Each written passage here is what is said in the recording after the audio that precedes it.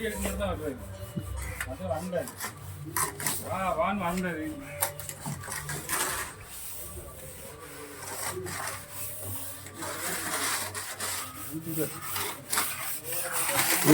பிரபல யூடியூபர் மண்டையில் 10 ரூபா விழுந்தது. சோர்வியது உருவி எடுத்தான் ஜான்சன்.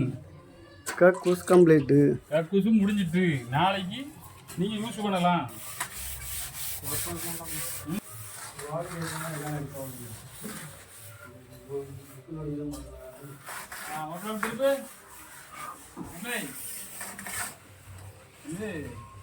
கை பொத்து கால் பொத்து தான் நம்ம இந்த வேலையை செஞ்சுட்டு இருக்கோம்.